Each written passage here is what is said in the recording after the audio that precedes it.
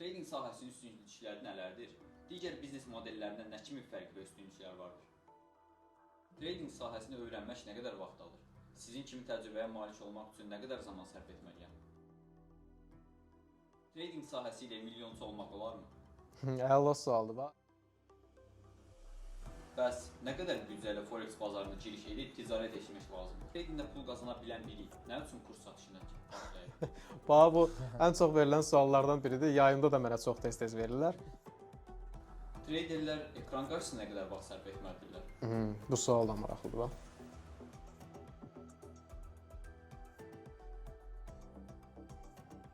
Hamınıza salam millət, mən Ervin Mürsəlzadə. Bugün sizlərin bizə verdiyi trading sahəsi ilə bağlı sualları cavablandıracağıq. Hansı ki, içində izləyicilərimizin ən çox verdiyi suallar var, maraqlı olan suallar var. Tez-tez bu sualları izləyicilər məndən soruşurlar. Mən də belə bir qərara gəldim ki, həm yeni başlamış tələbəm Vüsal'la birləşib bir podcast videosu çəkək. Podcast videosunun tərkibində də sizin suallarınızı cavablandıraq. Gəlin birinci sualdan başlayaq. Aha, ilk sualı verək. Trading nədir? Trading nədir? Əla sualdır. İlk növbədə izləyicilər başlayanda trading sahəsinə sahənin nə olduğunu, sahədə nə eləyəcəklərini, ticarət sisteminin tərkibində nələr eləyəcəklərini bilməlidirlər. Mən bunun üçün əslində ilk videomu paylaşmışdım. İlk videomuz zaten trading nədirlə bağlı. Tərkibində Forex bazarı yerləşdirilib, içində kriptovalyuta bazarı yerləşdirilib, binar sistemindən də bəhs eləmişəm mən orada. Aralarındakı fərqləri qeyd eləmişəm, nüansları qeyd eləmişəm. Trading ümumiyyətlə bizim onlayn sistemdə, onlayn sferada qazanc əldə edə biləcəyimiz bir platformadır, sistemdir. Bu sistemin tərkibində minlərlə, bəlkə də milyonlarla trader var. Bazarın içində müəyyən hissə alışları edirlər, valyuta alış-satışları edirlər və bu elədikləri analitikanın alış-satışı nəticəsində qazanc əldə edirlər. Onda gəlin ikinci suala keçək. Keçək. Niyə məhz trading? Trading sahəsinin üstünlükləri nələrdir? Digər biznes modellərindən nə kimi fərqli və üstünlüklər vardır? Əla, qəşəng sualdır. Trading sahəsi digər biznes modellərindən niyə fərqlənir, niyə daha üstündür? İlk növbədə, elə Vüsal, sən özün də bilirsən, trading sahəsi niyə bu qədər üstündür? Gənclərimizin böyük bir hissəsi demək olar ki, maaşlı işlərdə çalışırlar. Eynən. Kimdənsə asılıdırlar, müdürdənmi, ya hansısa bir qurumun rəhbərindənmi asılı qalırlar. Trading sahəsində heç kimdən, heç bir kəsdən asılı qalmaq məcburiyyətində deyilsən. Çünki trading sahəsinin tərkibində bir trader özüdür, bazarda sənsən. Sənin kimi digər traderlərdir və depozit eləyib ticarət eləmək üçün sənə şərait yaradan broker və ya fon şirkətidir. Əlavə bir fərqi yoxdur. Forex bazarının digər sisteminin içində, misal kriptovalyuta da trading sahəsinin tərkibinə aiddir, binary optionlar da sistemin tərkibinə aiddir. Forex bazarı niyə digər trade modellərindən fərqlənir? Həm volatillik azdır, texniki analiz daha üstündür, plus bazarın davamiyyəti daha çoxdur. 1976-cı ildən bu yana fəaliyyət göstərir. Tərkibində valyuta cütlükləri çoxluq təşkil eləyir. Metallar üzərində ticarət edə bilirsiniz. Hər cür ticarət sistemi Forex bazarının tərkibində yerləşdirilib qısaca. Onda gəlin üçüncü suala keçək. Trading sahəsini öyrənmək nə qədər vaxt alır? Sizin kimi təcrübəyə malik olmaq üçün nə qədər zaman sərf etməliyəm? Əla, əslində çox qəşəng sualdır. Mən bunu istəyirəm birinci Vüsaldan soruşum. Vüsal, səncə trading sahəsinə kənardan baxanda, indi sən sıfırdan başlamısan da trading sahəsi ilə bağlı hələ biz dərslərimizə başlamamışıq. Sənə bu sual maraqlı gəlib səhv eləmirəmsə, soruşmusan, yəni trading sahəsinə başlasam nə qədər vaxt sərf eləməliyəm, nə qədər müddət ərzində öyrənə bilərəm? Səndə ilk yaranan formalaşmanı deyə bilərsən bizə?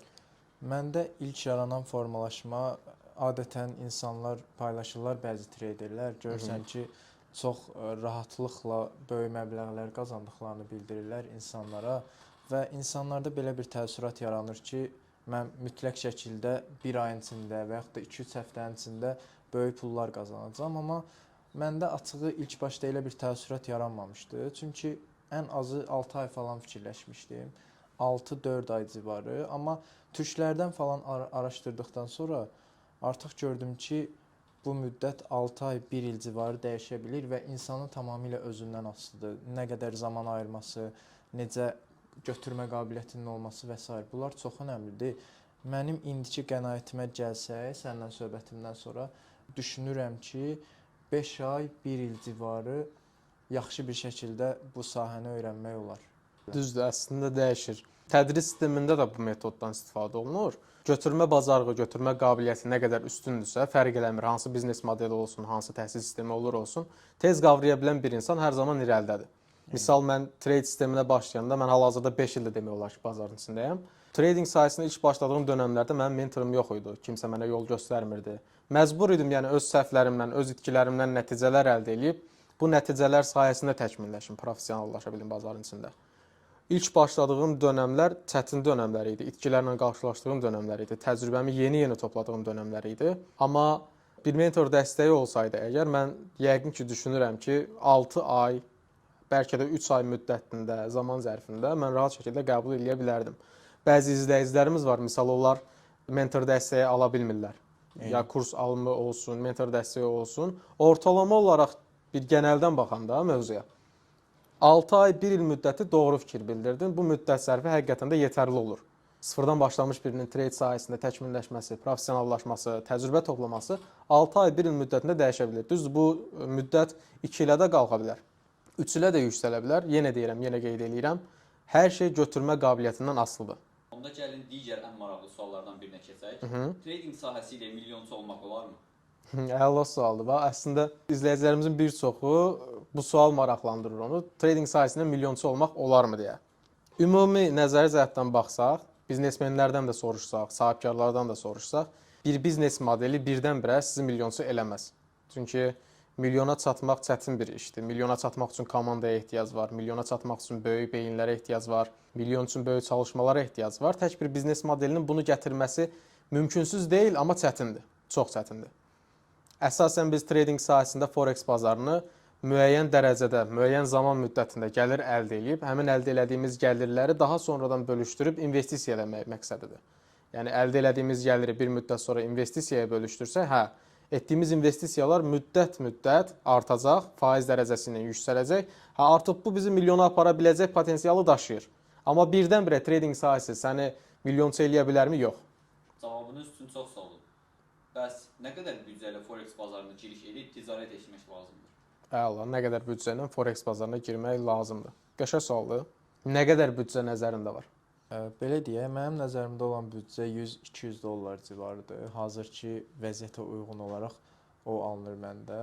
Amma mənim düşüncəmə görə, təbii ki, bunu sən daha gözəl vurğulayacaqsan nə qədər lazımdır. Mənim düşüncəmə görə, rahatlığa görə nə qədər məbləğ yüksək olarsa, o qədər daha yaxşı olar. O qədər daha stres az olar və daha yaxşı analitik qabiliyyətə sahib ola bilərik. Belə düşünürəm mən. Əslində elə izləyicilərimizin bir çoxu da, hətta mənim tələbələrimin içindən də var ki, 100-200 dollarlıq depozit onlar üçün stabil görünür. Amma bazarda təcrübəli treyderlər, indi bu videonu treyderlər də izləyəcəklər. Təcrübəli treyderlər də bilir ki, trading sahəsində müəyyən risk alımları nəticəsində qazanc əldə edirik.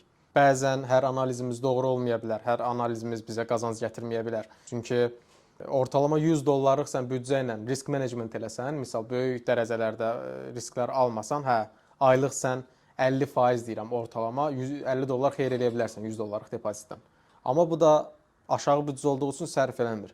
Bu sualın cavabı olaraq da ortalama treyderlər də bunu təsdiqləyərlər. 1000-5000 dollar arası büdcə orta səviyyədə trade bazarına sahib olan biri üçün stabildir, normaldır. 1000-5000 dollar arası büdcə ilə bazara başlamaq daha məsləhətlidir. Bəs tradingə başlayarkən əsas məqsədin və fokusun nədən ibarət olmalıdır? Bu da qəşəngdir. Bu əsasən ümumi biznes modellərində də soruşulur. Diqqət yayınması var. Bəzən motivasiya ilə bir sahəyə başlayırıq. 1 ay, 2 ay, 3 ay sonra bu sahədən qazanc əldə eləməyəndə ya da nəticə əldə eləməyəndə fərqli sahələrə yönəlirik. Bu da doğru deyil.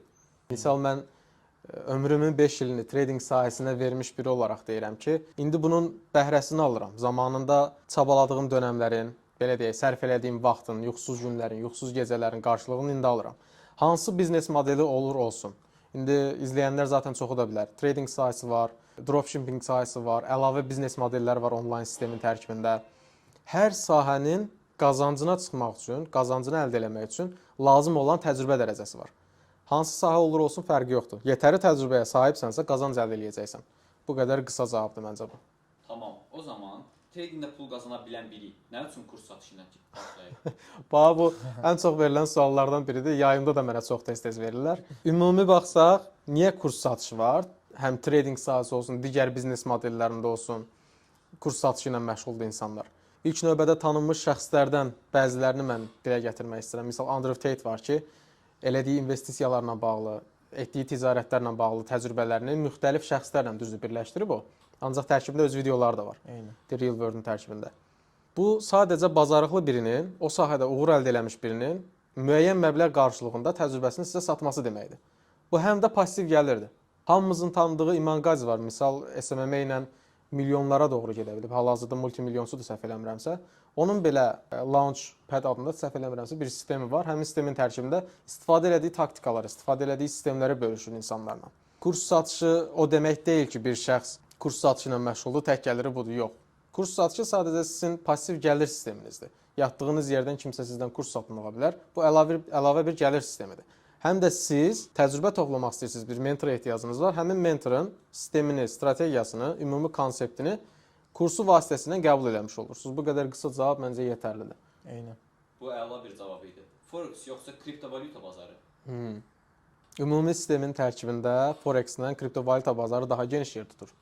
Traderlərin tərkibində. Ancaq mənim hal-hazırda istifadə etdiyim sistem Forex bazarında vədəli ticarət eləyib, kriptovalyuta bazarında investisiya eləməkdir. Uzun vədədə spot investisiya eləməkdir. Çünki kriptovalyutada volatillik çoxdur. Bunu traderlər özləri də bilirlər. Forex bazarında müəyyən analitikadan sonra, rahat ticarət edib qazanc əldə etdikdən sonra bunu kriptovalyutada altcoinlər üzərində həmin gələn gəliri şaxələndirib yatırıma vermək olar. Mənim düşüncəm budur. Misal, bəziləri deyəcək ki, futures ticarət daha məntiqlidir, daha məsləhətlidir deyə. Hərəkət çoxdur. Risk idarəsi baxımından Forex bazarındakı risk idarəsi kriptovalyuta bazarındakı risk idarəsindən daha yaxşıdır, daha stabildir. Bunun səbəbi bundan ibarətdir ki, biz Forex bazarını seçib ticarət edirik. Trading məsələlərində vergi məsələləri hansılardır? Əla. Tradingdə vergi sualını soruşanlar da çox olur. Belə deyim, əslində hal-hazırda indiki məlumatın bir çoxunu insanlar süni intellekt vasitəsilə götürürlər. Elə ChatGPT-nin özünü misal gətirirəm mən. ChatGPT-yə yazıb soruşanda vergi sistemi nə şəkildə işləyir, nə şəkildə davam elətdirmək lazımdır. Hamısını sizə qısa şəkildə izah eləyir. Trading sahəsinə gələndə əldə elədiyiniz qazancın rəsmi qeydiyyat şəklində deyirəm. Rəsmi qeydiyyatı alındıqdan sonra əldə elədiyiniz qazancın müəyyən bir hissəsi dövlətə ödənilir. Yəni əlavə bir problem çıxarılması yoxdur. Hətta sizdən soruşa bilərlər ki, bu böyük qazanc əldə edən traderlər var. Misal, onların sənədləşmə işlərindən anlayışı yoxdur, bəzilərinin deyirəm. Soruşurlar ki, bu qazanc hardan gəlib deyə. Artıq sən rahat şəkildə izah eləyə bilirsən ki, qlobal bazarda ticarət eləmişəm trading sahəsinin içində. Buradan gələn gəlirimdir mənim. Çıxarıb çıxarışlarını da göstərə bilirsən rahat şəkildə. Ona görə trading sahəsi ölkəmizdə qanunidir, legaldır. Qanunsuz bir tərəfi yoxdur. Rəsmiləşdirmə işinə gələndə də vöyün asdırıb, vöyün vasitəsilə ticarətlərinizi idarə eləsəz, qazancınızdan müəyyən bir pay dövlətə versəz, daha əla, daha qəşəng. Problemsiz ticarətiniz davam edəcək. Traderlər ekran qarşısında nə qədər vaxt sərf etməlidirlər? Bu sual da maraqlıdır. Bir dəfə izləyicilərimizdən biri hər dəfə mən yayım açanda soruşmuşdu. Dedi, qardaş, biz sizin yayımıza nə vaxt girsək, ancaq ekran başında olursunuz, ekran qarşısında olursunuz. Niyə bu belədir? Bütün gününüzü ekran qarşısında mı keçirirsiniz deyə. Yox, əslində ekran qarşısında keçirmək lazım olmur bir müddətdən sonra. Hə, mən trading sahəsinə yeni başlayanda günlərlə, həftələrlə, aylarla ekran qarşısında qalırdım. Backtestlər eləyirdim, yoxlanışlar eləyirdim qrafiklər üzərində. Bu təcrübəmi təkmilləşdirmək üçündür. Yəni bazarda rahat ticarət eləyə bilim deyə bazarın dərinliklərini enirdim, fərqli nüansları, fərqli sistemləri öyrənməyə çalışırdım. Amma mənə lazım olan strategiyanı, sistemi, konsepti öyrənəndən sonra əlavə vaxt sərf etməyimə ehtiyac qalmadı. Həftənin ayırdığım müəyyən günləri var. Həmin müəyyən günlərdə bazarda analiz eləyirəm. Hər gün qeyd etdiyim vaxtlarımda bazardakı etdiyim analizlərin yönünü təxmin edirəm təkrardan ki, mənim qeyd etdiyim yerlərə, zonalara qiymət yaxınlaşıb ya yaxınlaşmayıb deyə. Bunları nəzərə aldıqdan sonra situasiyalarım dəqiqləşir, artıq əməliyyat açmaq üçün mən gün təyin edirəm. Həmin gündən etibarən işləmlərim davam edir.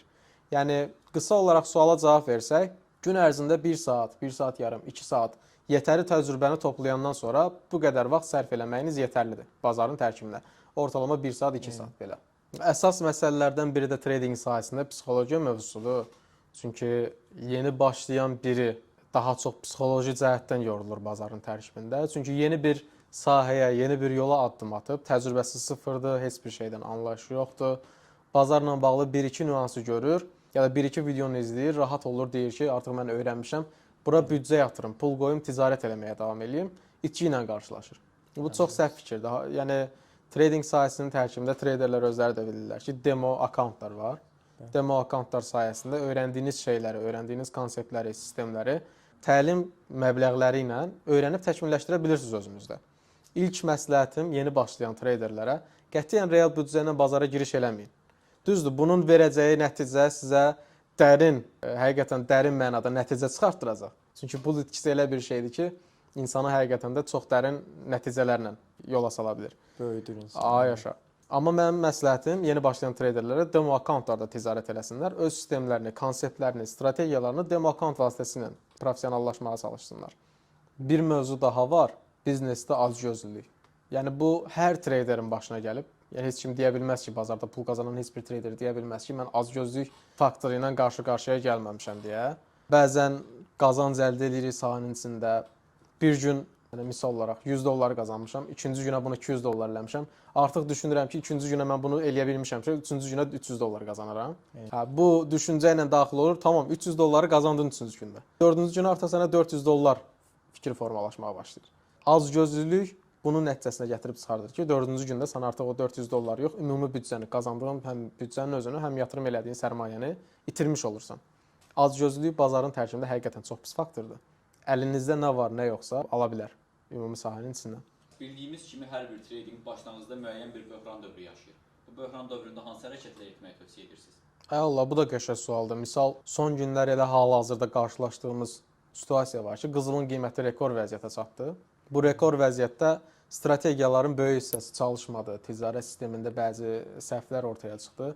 Misal, bəzi strategiyalarda problem yaşandı ki, insanlar treydə böyük məbləğlər itirdilər. Böyük qiymət dəyişimləri olan ərəfələrdə, böyük qiymət dəyişimi olan zamanlarda texniki analizə daha çox üstünlük veririk. Biz ümumi kənardan baxırıq. Misal, böyük qiymət dəyişiklikləri olacaqsa, biz həmin dönəmlərə, həmin günlərə ticarət salmamağa çalışırıq. Çünki anlıq volatillə, anlıq alış-satışlarla böyük hərəkətlər gerçəkləşə bilər.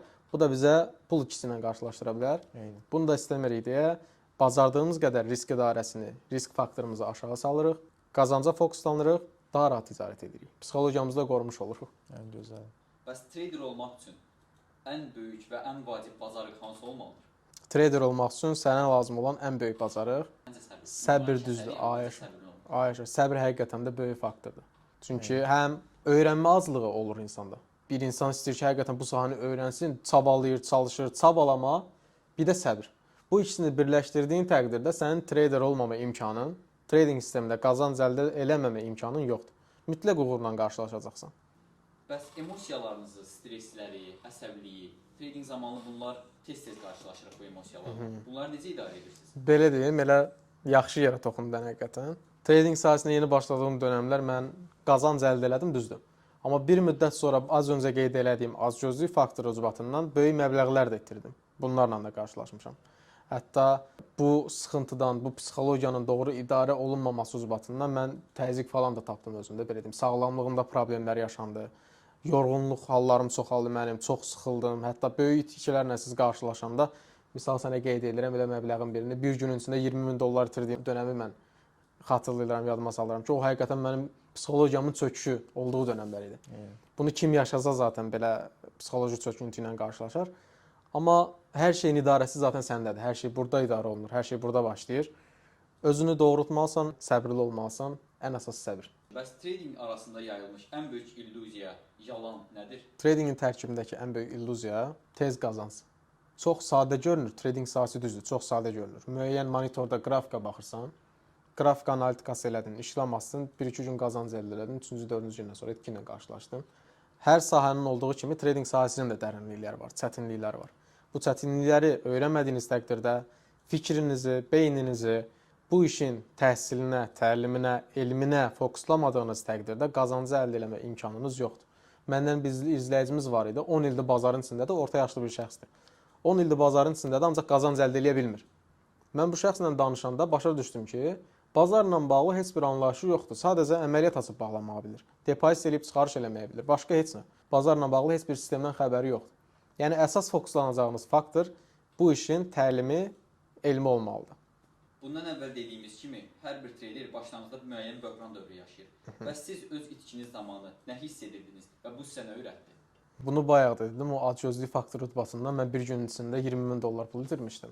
Bu psixoloji yorğunluq, psixoloji sıxıntı, hətta özünü doğru idarə edə bilməyən bir şəxs daha böyük problemlərlə qarşılaşa bilər, rastlaşa bilər. Misal, mən trading sahəsi yolunda universitet həyatımı xərclədim, yola verdim. Misal, mən heç vaxt universitet oxumamışam, təhsil sistemində bir yerdən sonra trading sahəsinə görə dayandırdım. ki, artıq mənim tam fokusum trading sahəsi olacaq. Trading sahəsindən qazanc əldə etməliyəm. Mənim qazanc əldə edəcəyim sahə bu olacaq. Bu sahədə professionallaşacağam. Yəni bu qazancdan əlavə mənim üçün sevdiyim iş modeli idi deyə hər şeyimdən keçib trading sahəsinə davam edə bildim. Cavablar üçün çox sağ olun. Ümid edirəm izləyicilər verdikləri suallara rahatlıqla cavab tapa bildilər. Mən düşünürəm ki, bu sualların daha davamı gələcək. İzləyicilərimizin içindən əlavə daha maraqlı sualları olan olacaq. Podkast videolarının davamını çəkməyi düşünəcəyik. İnşallah önümüzdəki dönəmlərdə artıq bizim dərs videolarımız, dərs materiallarımız olacaq YouTube kanalımızda. Növbəti aylarda artıq demək olar ki, yeni podkast videomuz gələr sizin üçün, izləyicilərimiz üçün. Vüsal, mən sənə də uğurlar arzulayıram sahədə. Sağ ol, minnətdaram. İnşallah uğurlu olacaqsan. Sıfırdan başlamışıq səndən də bilirəm. Amma təkmilləşəcəksən. Bazarın əsas prinsipi uşaqlar vaz keçməməkdəndir, motivasiyanızı hər zaman üstün saxlamaqdır, ruhdan düşməyin, disiplinli olun. Bu qədər sadə və rahat əslində bütün biznes modellərində uğur qazanmaq. Hər birinizə uğurlar.